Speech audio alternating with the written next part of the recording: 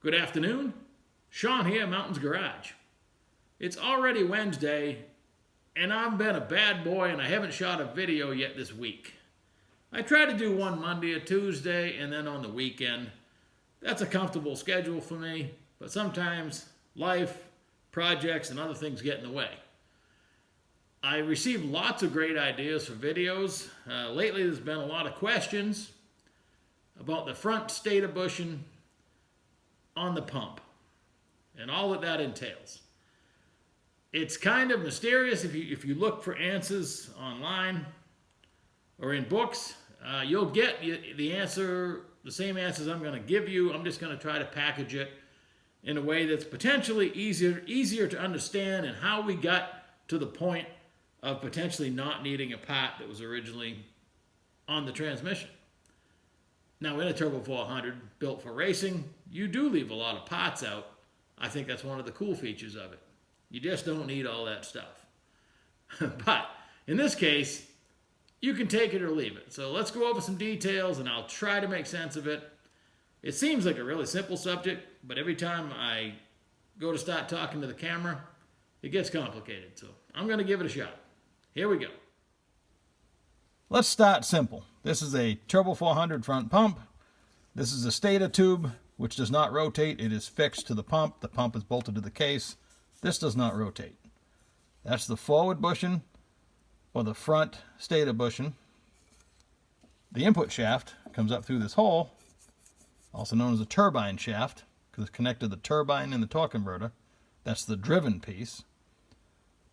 When oil gets thrown at it, it turns. When it turns, the input shaft turns and on down through the transmission. The way TH350s and TH400s are built, the input shaft is riding on a series of bushings in this tube, including this front one. The turbine in the converter is loose. So the support for the turbine inside the converter comes from the front bushing, or the forward bushing, on the stator tube. Before we go back to look at the Turbo 400, we have to visit the Power Glide I have sitting on the floor. The Power Glide input shaft does not have a front stator bushing. It is not supported on the end. It's supported inside the transmission, and the turbine in the torque converter has a bushing in the cover that holds it in position. There is no bushing here. It was first brought to my attention, the issue that was created when we decided, we being the transmission industry, back in the 80s, to get rid of this coarse spline input shaft, which is Power Glide only, and install a TH350 or TH400 spline input shaft. The splines on the stator tube are the same, and now you could put a turbo converter, turbo hydromatic converter, into a Power Glide. At first, they remachined the Power Glide pump and made the input shaft ride on the bushing. So it made it just like a TH350 or a TH400. That was the first workaround. And then as converter manufacturers got thinking about it, I guess, they realized, why don't they just build stall converters like the Power Glide where the turbine is supported, therefore you don't need this bushing in the front of the stator tube.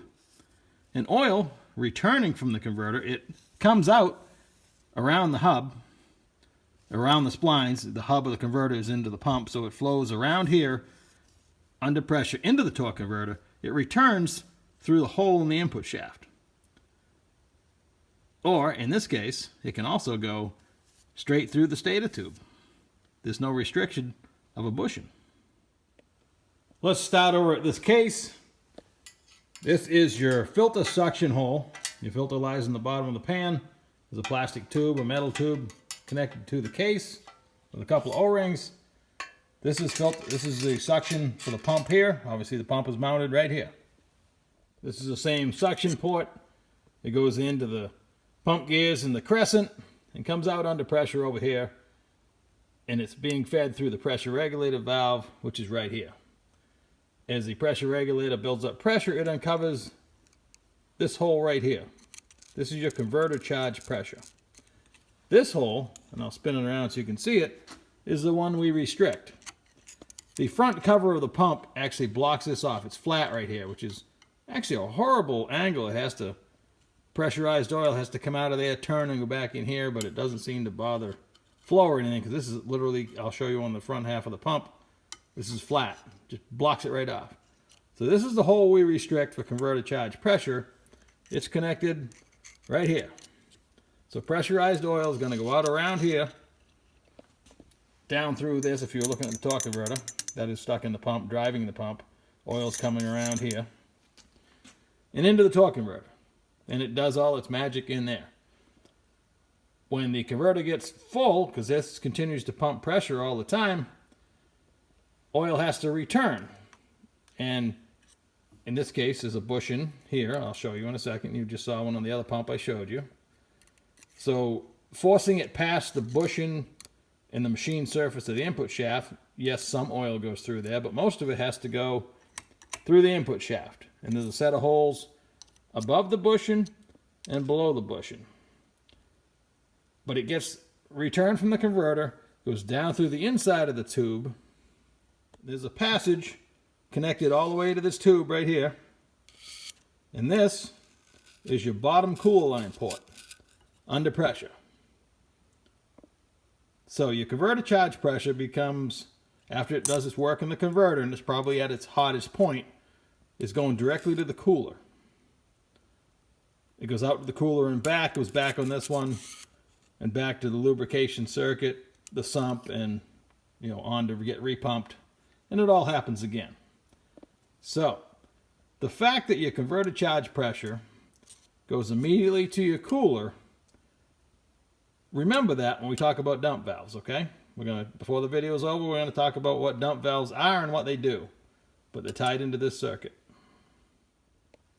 You can see the impression on this pump cover. This is the converter charge area, and this is just flat and blocks it off. And again, that's your front stator bushing. It rides on the input shaft right here. There's two sets of holes, one above the bushing, one below the bushing. So returning oil is going to lubricate the bushing and spill out and end up in the stator tube and out to the cooler port under pressure. So what's the big deal with the front bushing in the stator tube? Well, a couple things. If you buy an aftermarket input shaft without holes, because it's an option, they may ask you, they might not. When you order a Super Duty input shaft, it's obviously a lot stronger without these holes, less chance of breaking. If you have a solid shaft, then you have to get rid of this bushing, and you have to have a bushed turbine converter, which you may or may not have anyway. Or if you're having thrust problems with the engine, again, we restrict converter charge pressure, but it's still hydraulically able to push on the end of the crankshaft, potentially. So if, without the bushing, and oil is easily flowing down out of the converter, then that is potentially a better situation than having a restrictive bushing and the oil having to go through the little holes. So how do I tell if I have a bushed torque converter? Now remember, this splines into the turbine in the converter. The turbine is the part that's driven by the thrown oil from the converter pump. Not the front transmission pump, but the fan. Remember we talked about a torque converter being two opposing fans, one being driven by the engine, throwing oil at the other one, which is the turbine, which makes it spin. The more oil thrown at it, the faster it spins. And that creates drive down through your input shaft. So that is splined into the small hole in the converter. Let's peek into the converter. For demonstration purposes, I have a 1972 Corvette Turbo 400 converter and the 67 Power Glide converter out of the Power Glide that I showed you at the beginning of the video. When I shake the Turbo 400 converter, I can move that turbine all around. The Power Glide won't budge. I can't move the turbine at all because it's pushed into the front cover. So if I'm going to check a torque converter, I just get a big screwdriver and see if I can move the turbine up and down. Without a bushing I can, with a bushing I can't. So that covers the hows and whys of why you may or may not need a front stator bushing. If you have a bushed converter, you can still run the front bushing. Most people, transmission people, will tell you that's okay. I personally have run many like that. You get into immediate trouble if you run a Power Glide or a Turbo 400 or 350 without the front stator bushing and an unbushed converter. That converter will not last very long because obviously it's going to be all over the place. And it's also going to be hot on the input shaft in the transmission because everything's moving. You need to hold everything in line. So now getting back to the dump valve. I'm not sure who was smart enough to figure it out. And it's not good for the transmission, but it is good for performance. It probably started when people ran a relatively tight converter in a turbocharged car. Most turbocharged cars, if you watch drag racing, want to spool up some boost, some pressure while staging, so they're leaving with boost. They're not leaving at an idle and letting boost build naturally, which turbochargers have that lag. Staging on the two-step with boost built obviously gets rid of that. If you have a really tight torque converter because you have a lot of horsepower, it's sometimes hard to get it to build boost. So while on the trans brake, I believe the initial purpose of dump valves, they take the oil coming hot out of the converter, instead of using all the power it takes to send it all the way out to the cooler and back, they put a dump valve and it just dumps that hot oil back into the transmission pan or into the governor cover, wherever you want to send it, but it's going back to the sump. It doesn't get cooled, but it frees the engine up from not having to pump out and back. And it's pretty significant. It doesn't sound like it would be, but that's what they do. Now, things progress. Now they're also dumping line pressure as well as converter charge pressure, regulating converter charge pressure. The dump valve and regulator situation is getting more complicated by the day. Some people are controlling it down track if needed for traction. They'll be taking charge pressure away or putting it back in when needed. So again, it's not the greatest for your transmission because that hot oil is not getting cooled, but performance-wise, it has its benefits. So that's it for today. Everything I've told you in the last 10 minutes is years of reading tidbits of information here and there from people that know a lot more about the Turbo 400 than I do, and I'm glad these people exist. I would not want to be that person. I'm just a student, and I listen, and I take it all in, and I handle all the parts, and I've been doing it for 40-something years. I do okay, but again, I am perfectly willing to accept there's people that know more than me, and if there's any question, they're there to ask, which is great. That's the good thing about today's modern world and the internet. You're not that far from people that can help you as long as you go about it in a respectful manner. So I'm not ever going to get on my channel and tell you that I'm the best at anything, because I'm not. I do a lot of things and I do them okay. Personally, I always want to do better, and that's good.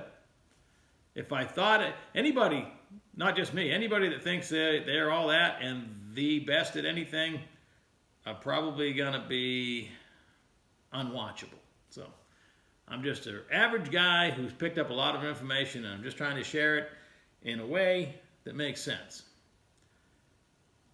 I never even thought I'd start a YouTube channel. At this point, I wish I had started a lot earlier. Not because I like talking to the camera, but I think I'd be a lot further along on all my projects, because most of them I'm building while I'm filming. So lately I've been doing too much work for other people, not enough for myself, but I hope to change that really soon. So like, share, subscribe, follow along. I'm not going anywhere that I'm aware of right off the bat, so hit the old subscribe button and follow along. Hope you have a great day. I'll talk to you soon.